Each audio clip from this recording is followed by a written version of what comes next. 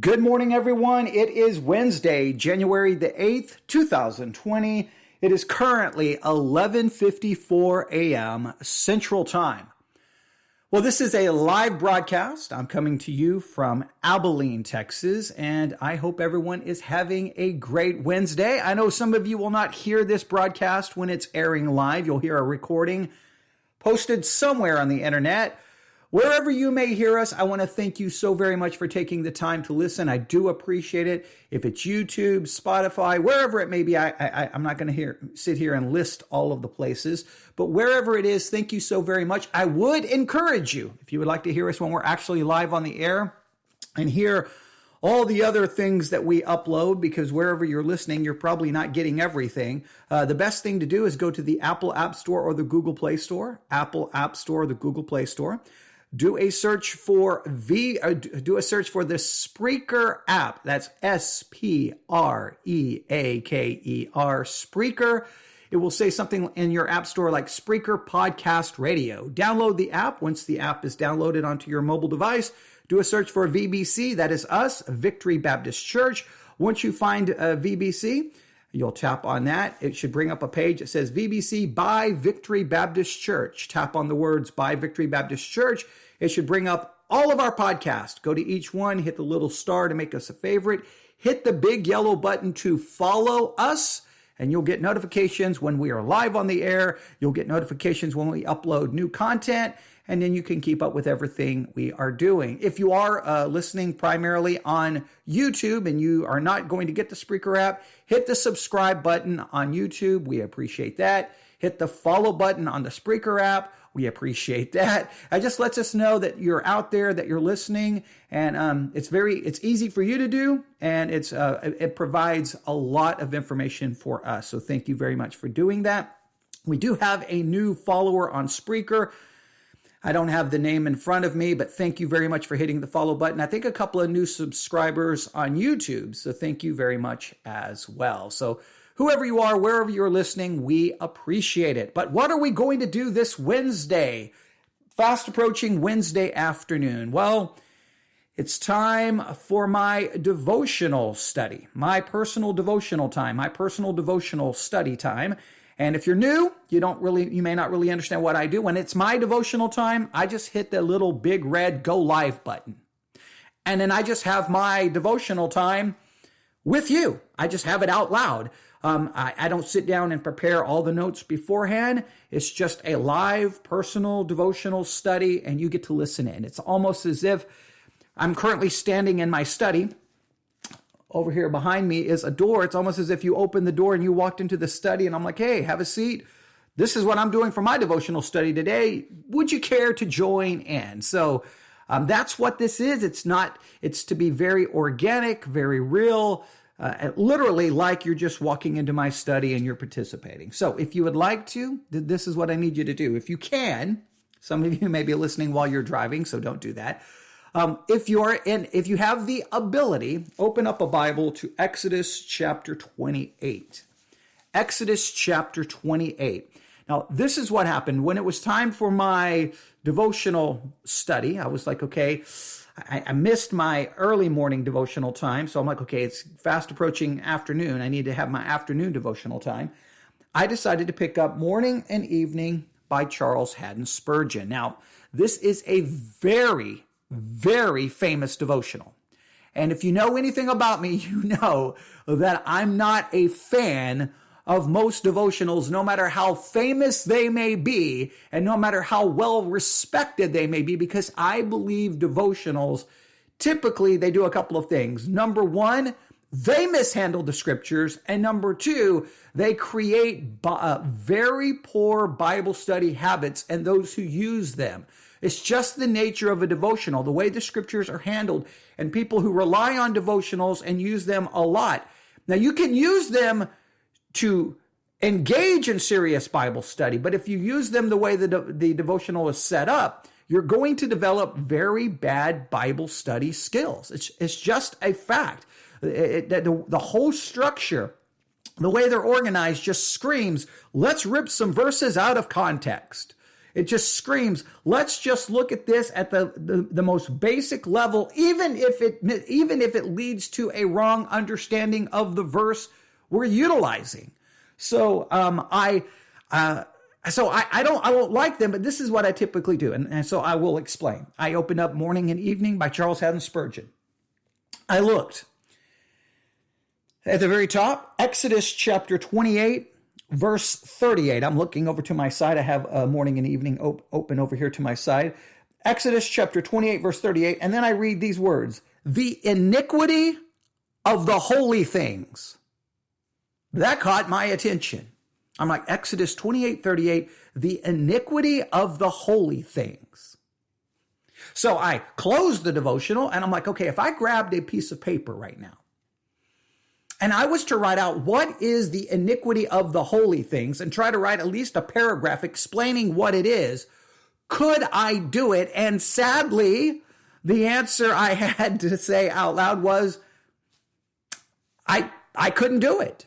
Now, that's a bad thing. That's not a good thing. I should know what the iniquity of the holy things is in Exodus 28, 38, because I know I've read Exodus 28, 38, who knows how many times. And let me say the same to you. You should know what the iniquity of the holy things, what this is referring to. Now, some of you may already know, but here's the question. If you think you know, are you sure your understanding is right? Or did you develop your understanding of the iniquity of the holy things from a devotional, or did you do any actual study? All right, so let's look at it. First, let's go to the actual text, because Spurgeon does what he always does. He just takes a phrase from Exodus 28, 38. He doesn't even give us the whole verse. And he's going to write his devotional off a phrase. And that right there just begins to create very poor Bible study skills. But let's go to the text itself, all right? I have a Bible open, Exodus 28, 38. I'm going to be reading it from the King James Version of the Bible. And it shall be upon Aaron's forehead that Aaron may bear the iniquity of the holy things, which the children of Israel shall hallow, and all their holy gifts, and it shall be always upon his forehead, that they may be accepted before the Lord. All right, we got a couple of things going here. This is just, again, my initial thoughts when I'm reading this, okay? We have Aaron involved. All right, we have Aaron. We have, all right, we're under the Mosaic system. We're under the Levitical system. We have the Mosaic covenant, the Mosaic laws. We could go through the laws of Sinai, all the feasts and sacrifices and all of that mentioned in Leviticus. We're under that system. So that tells me something right there that, okay, wait a minute. Before I rip this verse and start applying it to myself, I got to figure out what's going on here. I've got Aaron, I got high priest, I'm in Exodus. There's a lot of things going on here that we would say may not be 100% applicable for today. There may be some lessons there, but that at least gives me a red flag. Okay, I got Aaron, I'm in Exodus, Moses. I got, everything happening at Sinai. I know Leviticus is coming up. This is dealing with a lot of things. In fact, just look at some of the things mentioned in Exodus 28, 38. I have Aaron's forehead. Okay, what's going on there? Okay, it shall be upon Aaron's forehead. All right, now, what if we go back to verse 36? See, we need a little context here.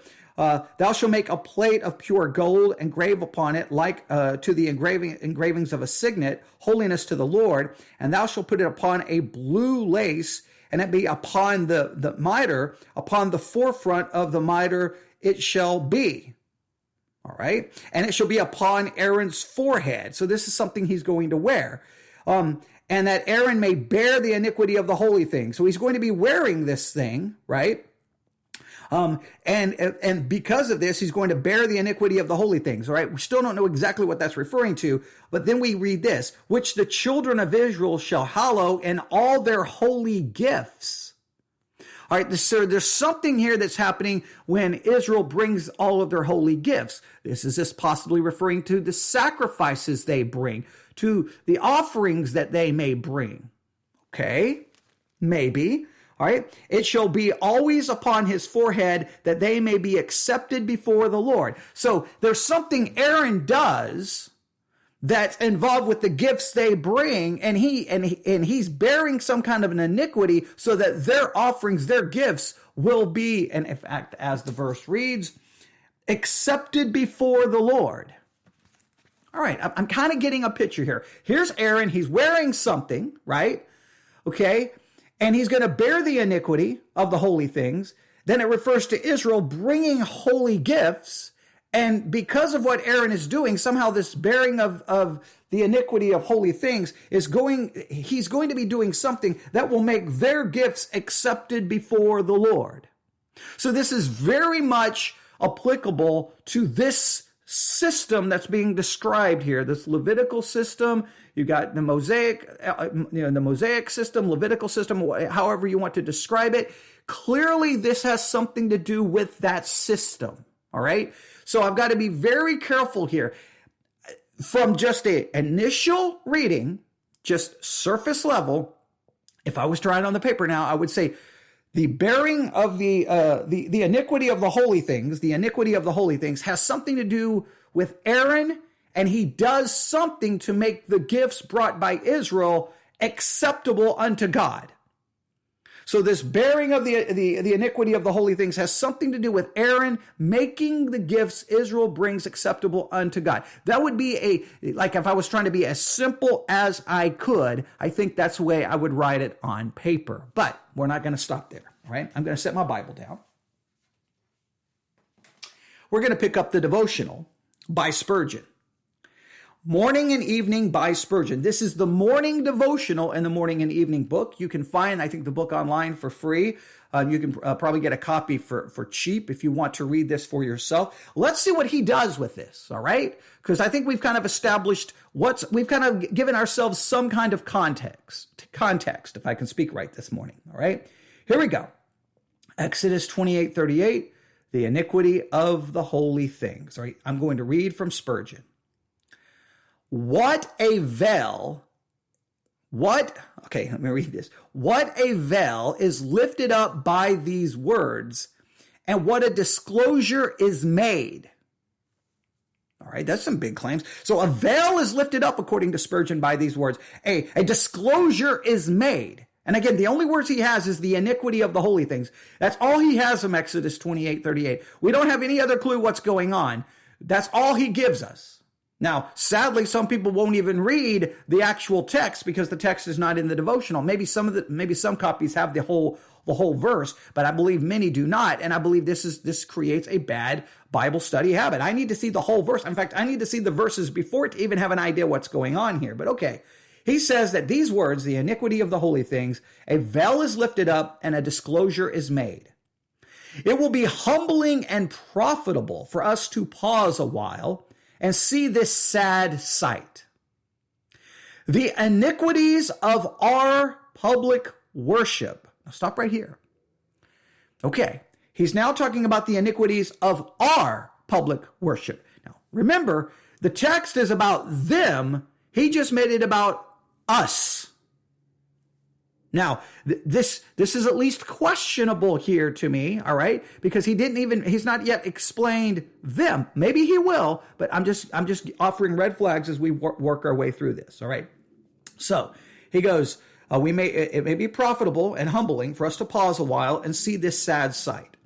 The iniquities of our public worship, its hypocrisy, formality, lukewarmness, irreverence, wandering of heart and forgetfulness of God, what a full measure have we there. So he really goes after our public worship, and he says it's full of hypocrisy, that, the iniquities of our public worship. And he lists the iniquities of our public worship: hypocrisy, formality, lukewarmness, irreverence, wandering of heart and forgetfulness of God. What a full measure have we there. Now, he may be right about public worship at times containing all of those things. There is some truth there, all right? But again, what does this have to do with Exodus 28:38? Let's see where he goes. All right, our work for the Lord, it's emulation, selfishness, carelessness, slackness, unbelief. What a mass of defilement is there. Our private devotions, their laxity, coldness, neglect, sleepiness, and vanity, what a mountain of dead earth is there. If we looked more carefully, we should find this iniquity to be far greater than it appears at first sight. Dr. Payson, writing to his brother, says, "My parish, as well as my heart, very much resembles the garden of the sluggard. And what is worse, I find that very many of my desires for the ending of both proceed either from pride or my desires for the fixing of this garden," because he says it resembles the garden of the sluggard. And what is worse, I find that the very many of my desires proceed either from pride or vanity or indolence. I look at the weeds which overspread my garden and breathe out an earnest wish that they were eradicated. But why? What prompts the wish? It may be that I may walk out and say to myself, "In what fine order is my garden kept?" This is pride. Or it may be that my neighbors may look over the wall and say, "How finely your garden flourishes." This is vanity. Or I may wish for the destruction of the weeds because I'm weary of pulling them up. This is indolence. So that even our desires after holiness may be polluted by ill motives. Under the greenest sods worms hide themselves. We need not to look long to discover them. How cheering is the thought that when the high priest bore the iniquity of the holy things, he wore upon his brow the words, "Holiness to the Lord," and even so, while Jesus bears our sins, he presents before his face not our unholiness, but his own holiness. Oh, for the great to view our great priests by the eye of faith. And that concludes the devotional. All right, now, whoa, what, okay. Okay, I already have like a million problems here. Now, let me make this very clear. This is one of those situations. There is some spiritual wisdom contained in these words that we could go into great depth about. Speaking of it from a pastoral perspective, he's speaking of the writings of this person, Dr. Payson, and this person describes his parish as well as his heart very much resembles the garden of the sluggard. And then he wants to fix it, but he thinks that the reason he wants to fix it is because of pride, because of vanity. And he describes his desire to have it fixed. And it's like, so that other people will see it, that other people will think that it's great. And that is true as a pastor. Sometimes you want your church to look and act a certain way, but is it because you desire the best for your people? Or is it because you want to feel good about yourself? You can pat yourself on the back as a pastor and go, look at how good I did. Look at how great the people are. I'm great. Yeah, I think all pastors fall into that trap. And we should not do it for that. So there's some great wisdom in here. But when it's all said and done, I still don't understand Exodus 28:38. I have no idea what he's talking about. He didn't even really explain what the iniquity of the holy things is. What he basically is doing is that holy things, right? The church, our heart, our worship, our devotion is full of iniquity. All right. So the holy things we do is full of iniquity. So he's basically saying the iniquity of the holy things is that our holy works has sin contained in it. All right. But go back to Exodus 28:38. Exodus 28:38 says Aaron may bear the iniquity of the holy things.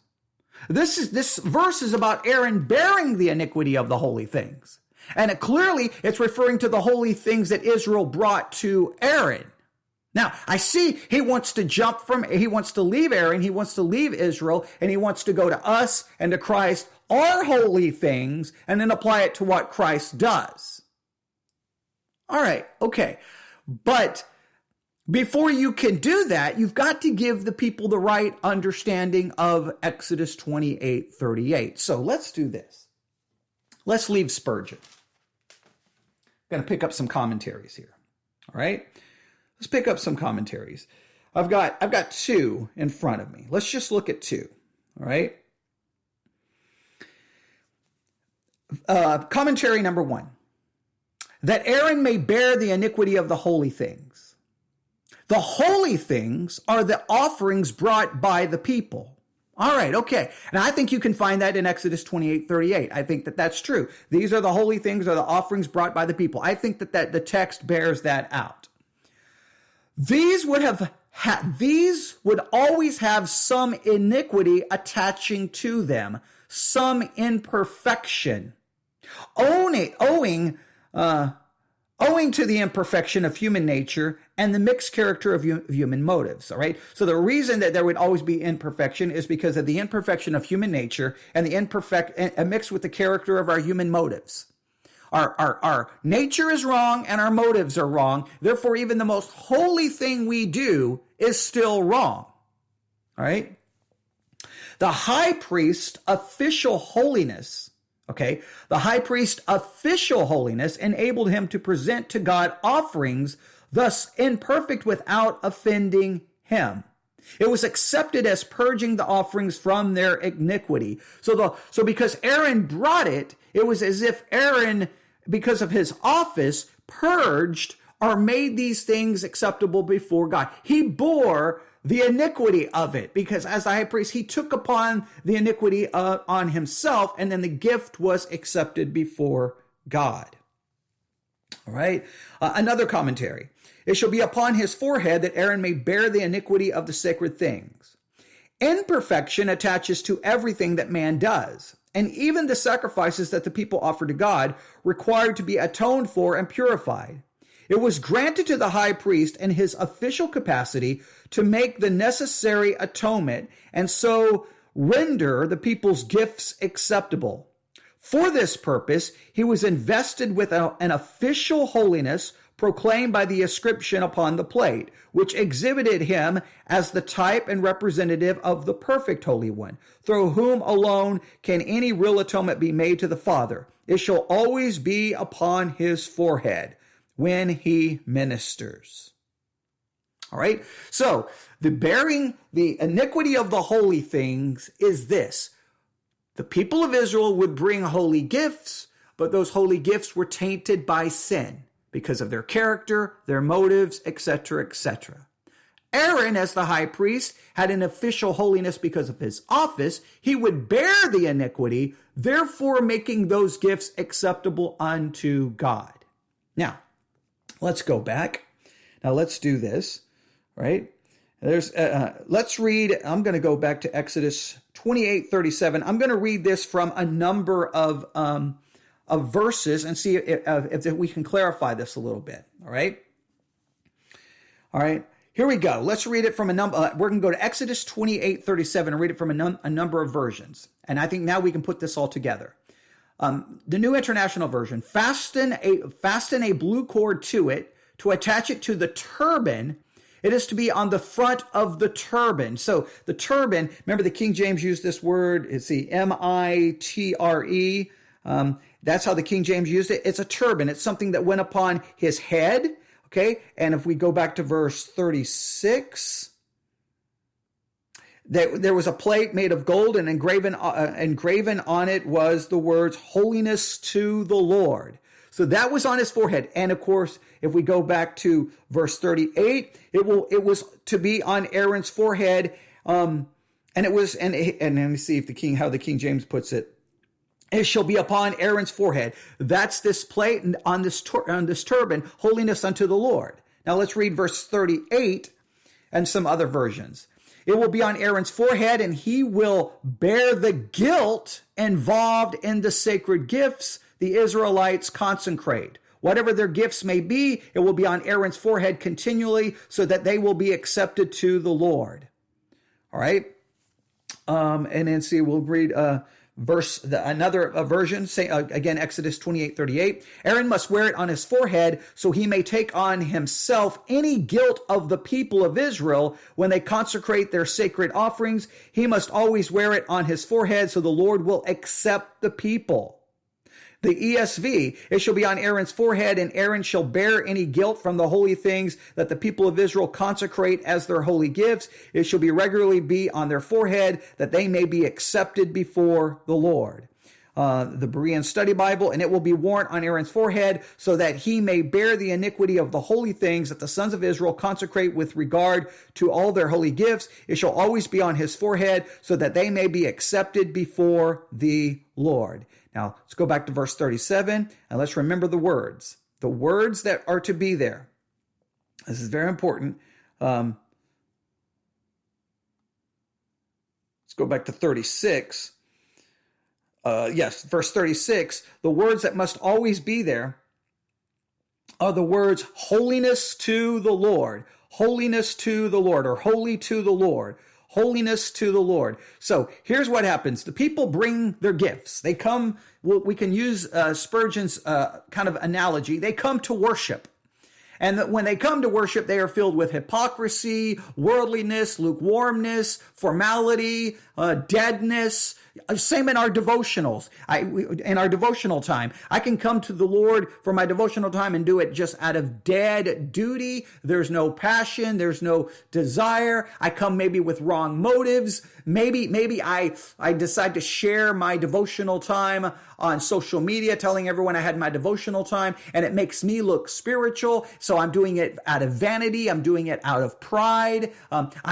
You see this sometimes on social media. People will take a picture of like their journal and their Bible with a cup of coffee, spending time with God. Well, you're spending time with God, taking a picture, letting everyone know that you're spending time with God. Now, it may be done out of pure motives, but it may be out of pride and vanity. So our devotional time, our worship is messed up with there's iniquity in the holy things. It is corrupted, all right? Just like Israel would bring their gifts and their sin would also corrupt the holy things they offered.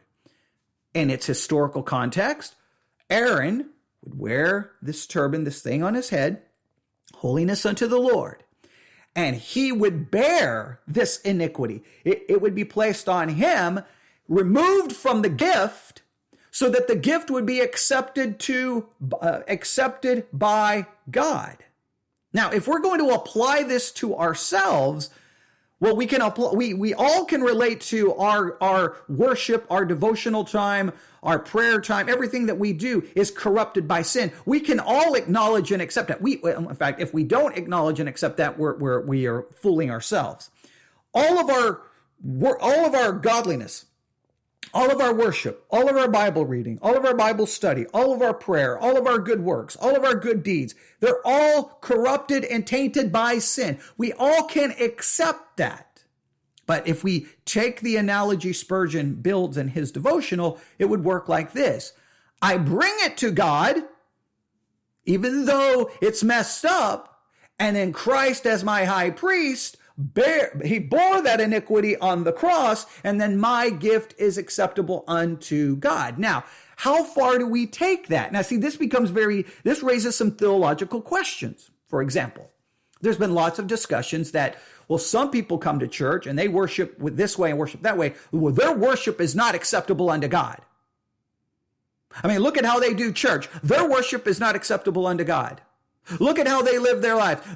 God is not going to accept their prayers. God's not going to accept their worship. Right? I mean, I've heard sermons that way. Well, if we take this all the way to its logical conclusion, what we would say is it doesn't matter the kind of worship you offer, no matter how worldly, how messed up it is, right? Because guess what? Christ bore the iniquity, and so our gifts are purged. He bore the iniquity of the holy things. Therefore, guess what? Our worship, everything we do will be accepted by God, so we don't have to worry about it. Now, we know that's taking it, we have to acknowledge that's taking it too far. We have to know. And how do we know? Even in Israel's time, God, when you get into Isaiah, he's tired. He doesn't want their sacrifices. He doesn't want anything. He's sick and fed up with all of their worship. He condemns their worship. Well, wait a minute. Where's the bearing of the iniquity of the holy things? How does this work? We're left with, we're not given a lot of answers here. So what we have to do first and foremost is keep this in its historical context. Aaron bore the iniquity of Israel's holy things, and they were accepted. Clearly, there came a point in time where certain things would not be accepted. Did this have a limited lifespan? How did this work? Did the whole priesthood become so corrupted that they were no longer able to bear the iniquity of the holy things? How did this work? How does this apply to me today?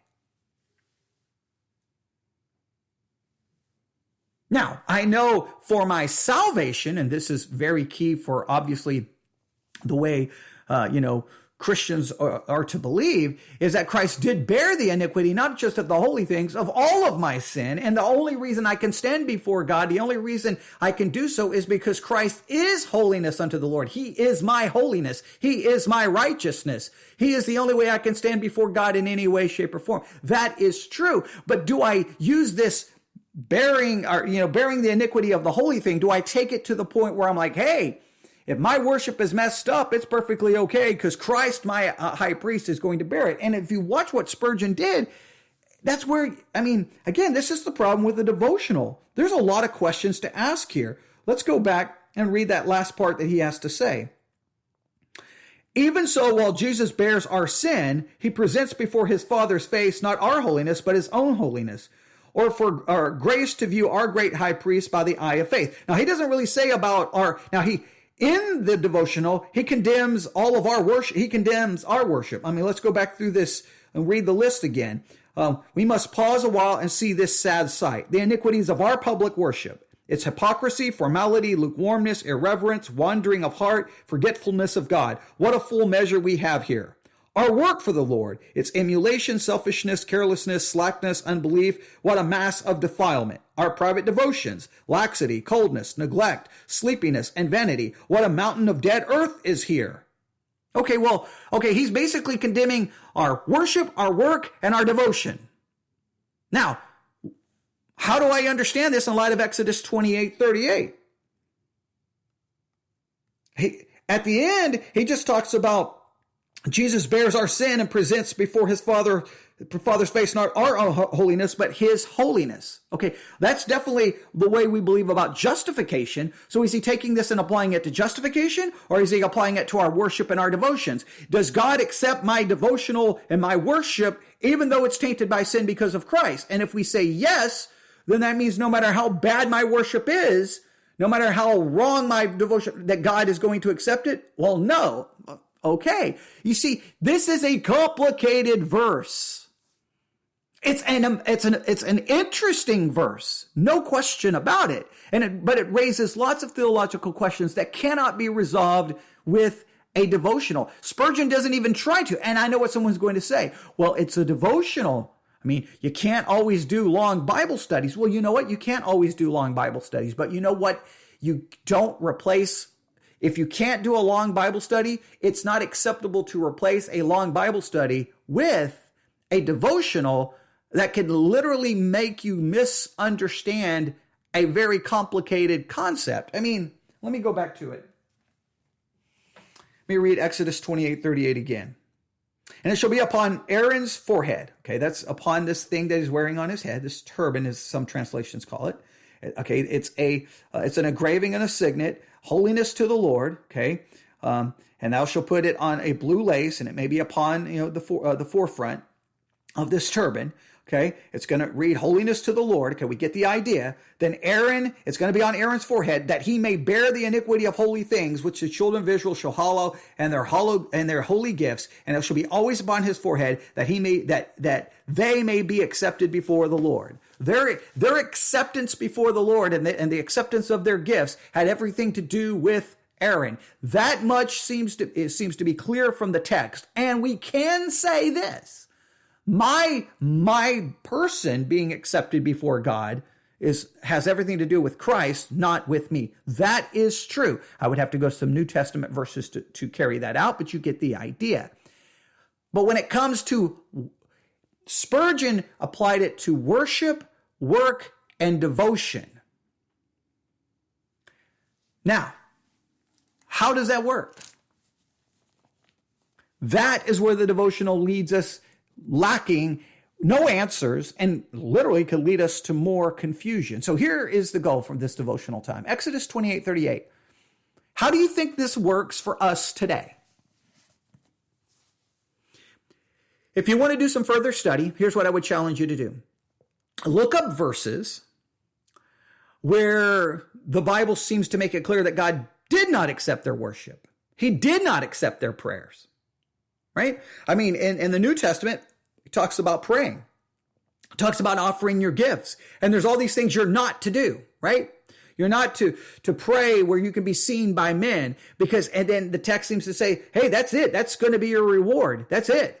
Don't be giving good gifts and announcing it and letting everyone know. Remember, he condemns the Pharisees and the Sadducees for this outward, showy, quote unquote, godliness. And he goes, that's it. That's a reward. Nothing more is going to happen. But pray in secret. Give your gift in secret. Then God will see it and God will reward it. That seems to say God is not accepting these other prayers and these other works, these other gifts, these other things. Well, wait a minute.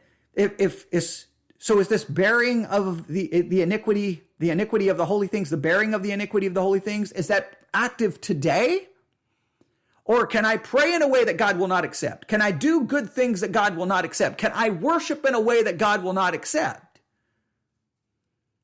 Exodus 28:38 gives a very interesting concept, but I've got some scriptures that seem to maybe go, wait a minute, how does this work all the time? Or was this a specific situation in history? I can say it this way. Is Exodus 28:38 prescriptive? It's prescribing how it works with my worship, my work, my devotions? Or is it simply describing what happened there, and the only application is speaking of justification? And we find that being taught in the New Testament, that I will stand before God not because of my righteousness, but because of the holiness of Christ. He will provide the holiness to make me acceptable before God. But when it comes to my worship, when it comes to my prayer, and it comes to my life, there's things that God will not accept. So you can take this so far. Hey, it doesn't matter how I worship, doesn't matter what I do, because it's going to be accepted because Christ bore it all. I can do anything I want, or I can go to the other extreme and almost make it like I have to work my way to heaven. There's a balance here, but I think this brings up some important questions. All right, I'll stop right there. And again, just please remember, this is me thinking out loud. This is me talking this out. I'm not providing you an in-depth study to give you answers. I'm inviting you into the conversation, right? So many people email me after one of these devotional studies and say, you didn't do this, and you didn't say this, and you didn't. And I'm like, well, you missed the point. The point, it wasn't me preparing a sermon to preach. It's me having my own devotional time, just speaking out loud, and you're just sitting here in my study listening. If I wasn't live on the air, I would be literally with my Bible walking around talking just the way I am right now. I'd be sitting here in this room going, okay, wait,